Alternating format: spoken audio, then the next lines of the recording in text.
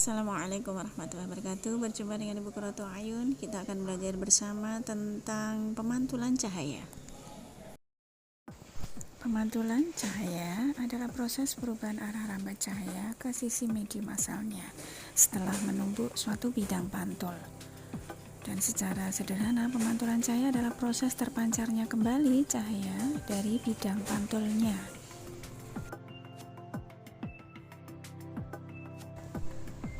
Pemantulan cahaya pada permukaan rata diamati pertama kali oleh Snellius yang dikenal dengan hukum Snellius. Sinar yang berasal dari sumber cahaya disebut sinar datang. Sinar yang dipantulkan oleh cermin datar disebut sinar pantul.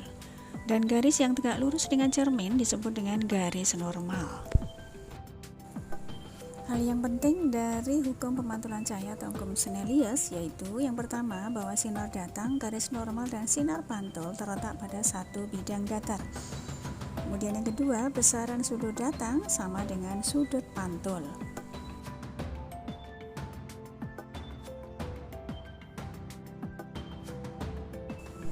Ditinjau dari segi arah sinar pantul atau bidang pantulnya, terdapat dua jenis pemantulan, yaitu pemantulan teratur, pemantulan difus, atau pemantulan baur.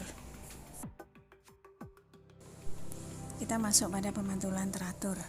Apabila benda-benda seperti cermin datar, air yang tenang disinari dengan sinar matahari, maka sinar-sinar dipantulkan dalam arah yang sama sehingga tampak berkilau. Pemantulan ini dinamakan dengan pemantulan teratur. Jadi pemantulan teratur adalah pemantulan yang terjadi karena berkas sinar datang jatuh pada permukaan rata. Pada pemantulan teratur, cahaya akan dipantulkan ke satu arah. Syarat utama dari terjadinya pemantulan teratur yakni terdapat sinar datang, garis normal, dan sinar pantul terdapat pada garis bidang datar yang sama. Selain itu, pemantulan teratur memiliki sinar-sinar pantul dengan arah dan besar sudut yang selalu sama.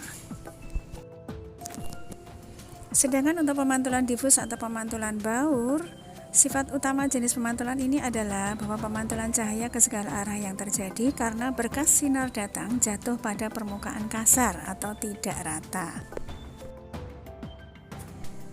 Contohnya adalah pemantulan cahaya pada tembok, kayu, batu, tanah, atau benda-benda yang ada di sekitar kita. Permukaan yang tidak rata akan memantulkan garis-garis sinar pantul yang berarah acak.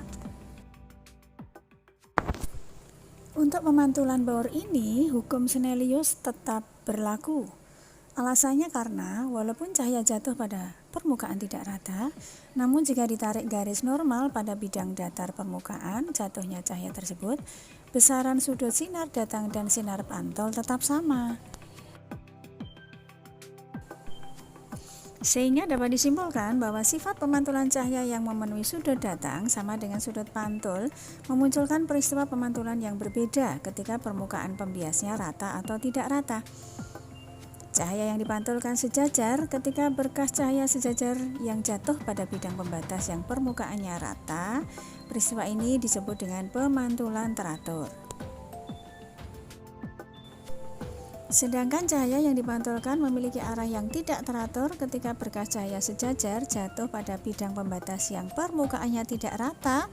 Peristiwa ini disebut dengan pemantulan baur atau difus. Pemantulan teratur biasanya terjadi pada cermin, memiliki sifat yang menyilaukan dan ukuran bayangan yang terbentuk sesuai dengan ukuran benda. Cermin memantulkan hampir seluruh cahaya yang mengenainya. Macam-macam cermin ada 3, yaitu cermin datar, cermin cembung, dan cermin cekung. Sedangkan pada pemantulan baur, berkas cahaya pantulnya tidak menyilaukan dan tempat yang tidak terkena cahaya secara langsung masih dapat terlihat terang. Untuk lebih memudahkan memahami perbedaan pemantulan teratur dan pemantulan baur, yaitu saat kita bercermin di cermin yang bersih, itulah disebut dengan pemantulan teratur. Sedangkan saat kita bercermin di cermin yang kotor, itulah yang disebut dengan pemantulan baur.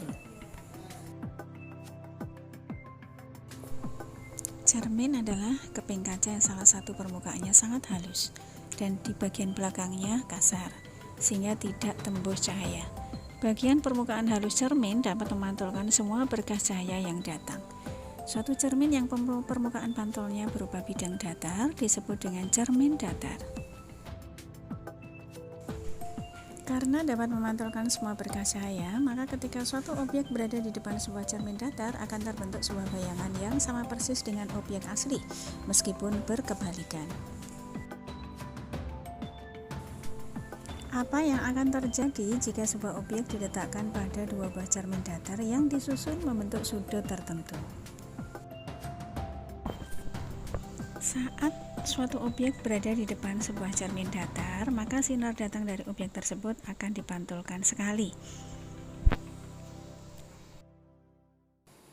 Dan hanya akan terbentuk sebuah bayangan. Tetapi apabila objek tersebut diletakkan di depan dua buah cermin datar yang disusun membentuk sudut tertentu, maka sinar datang dari objek akan dipantulkan beberapa kali, sehingga akan terbentuk lebih dari satu bayangan. Ketika objek berada di depan sebuah cermin datar, hanya terjadi satu kali pemantulan cahaya.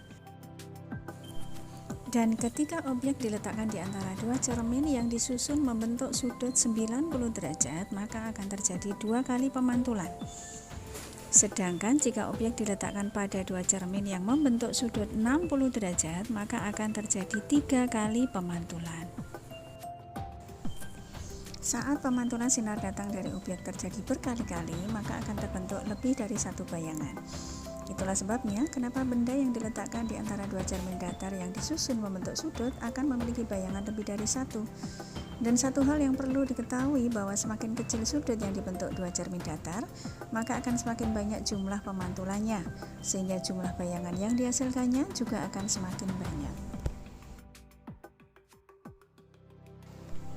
Hubungan antara jumlah bayangan dengan sudut apet kedua cermin secara matematis dinyatakan dengan rumus N sama dengan 360 derajat per theta dikurangi dengan 1, di mana N adalah jumlah bayangan, theta-nya adalah sudut apet kedua cermin.